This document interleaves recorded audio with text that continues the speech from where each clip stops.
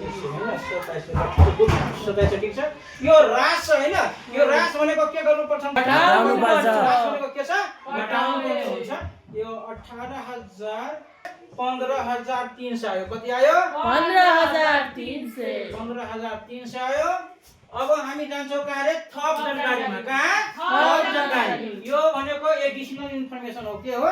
Additional information. Additional information भनेको स्थिर ह्रास स्थिर सम्पत्तिमा ह्रास 15% दिएको छ र मैले 18,000 यहाँ दिने 18,000 को 15% घटा गरी कति आउँछ त? 27 र यो ह्रास भएको कारणले गर्दा यो 18,000 माइनस 2700 गरेर कति आउँछ? 15,300 आउँछ।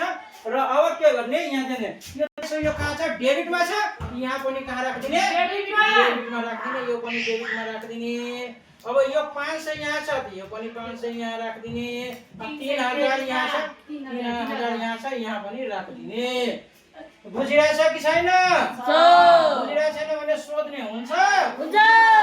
ल यहाँ दिने अनएडजस्टेड ट्रायल ब्यालेन्स र एडजस्टेड ट्रायल ब्यालेन्स गरिसकेपछि लास्टमा हामी के गर्छौँ त? एडजस्टेड ट्रायल ब्यालेन्स तयार गर्छौँ र यो सबैलाई जोड्दाखेरि यो 93,000 आउँछ। यो कति आउँछ रे? 93,000। र यो पनि कति आउँछ? 93,000 आउँछ। यो चाहिँ 3 नम्बरको क्वेशन सी हो हैन? यो चाहिँ मिलिसक्यो। के भयो त? हो मिलिसक्यो।